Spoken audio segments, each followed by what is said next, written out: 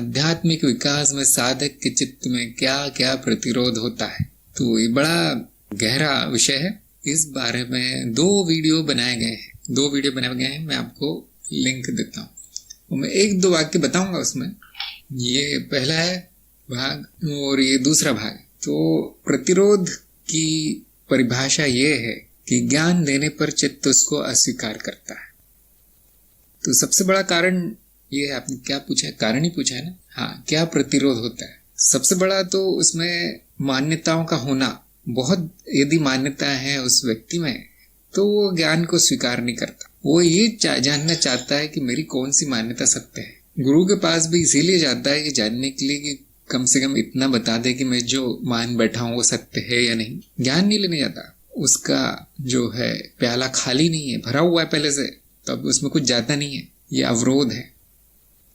दूसरा, जब ज्ञान के कारण चित्त बदलने लगता है तो उसमें एक प्रवृत्ति है चित्त में कि अपनी रक्षा करना चाहता है और अपनी मान्यताओं की और अपने जो विचार हैं, जो पसंद नापसंद है, वो उसको भी अपनी ही रचना समझता है कि ये मेरी रचना का भाग है। ये सारी मान्यताएं, ये मेरे विचार जो है, मानसिकता चित्त की रचना का भाग है। और सच में है भी, वो चित्त की रचना के अंदर ही उसको माना जाएगा। और जब वो टूटने लगते हैं तो वो चित्त उसकी रक्षा करने का प्रयास करता है। रक्षा करने का प्रयास अवरोध पैदा करता है उनके शुद्धिकरण में। चित्त के ज्ञान हो गया है, ज्ञान चला गया चित्त में, मान लिया गया है। अब वो बदलाव कर रहा है चित्त में। ज्ञान बीज हम कहते हैं ना, धीरे धीरे बढ़ता है, वो सारा नाश करता है जो भी चित्त में है कचरा।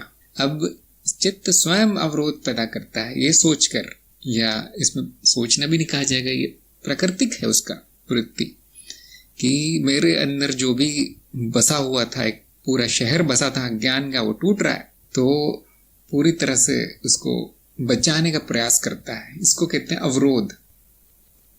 और ये शिष्य जान नहीं पाता।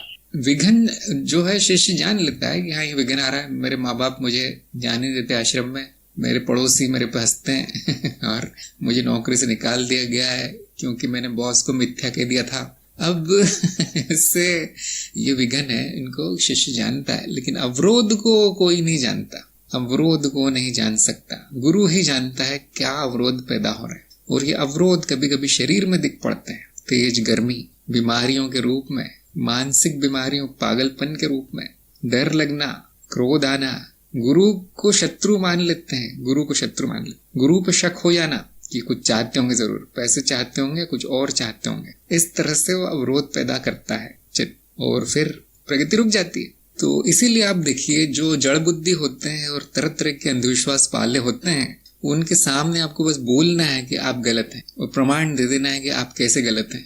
तो क्या करेगा वो आपको मारने दौड़ेगा, आपको काट खाने दौड़ेगा। तो तुरंत चित्त ने प्रतिक्रिया की कि ऐसे कैसे हो सकता, मैंने जो मान रखा है वो असत्य नहीं हो सकता। जड़ बुद्धि मतलब मंद बुद्धि व्यक्ति। और वो प्रतिक्रिया गुस्से के रूप में आती है, न कि धन्यवाद के रूप में।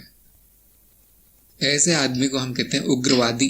देखे होंगे आपने, कट्टरपंथी।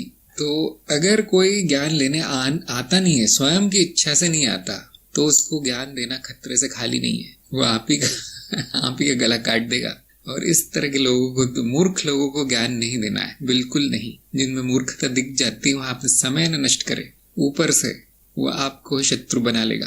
आप उसका पैसा ले लो, आप उसका परिवार नष्ट कर दो, आप उसको कुछ भी नुकसान कर दो, इतना नहीं बुरा लगेगा उसे। उसकी मान्यताओं को गलत बोल दो, जबकि वो आया नहीं, पूछने नहीं आया आपसे कुछ, तो फिर कई जन्मों की शत्रुता आ जाती है। इसलिए हम बहुत इस बारे में ध्यान देते हैं कि कौन आया है ज्ञान, सीखना कौन चाहता है, समर्पण किस में है। गुरु के सामने हाथ जोड़ के ग्रहण मुद्रा में कौन बैठा है, उसी को ज्ञान देना है।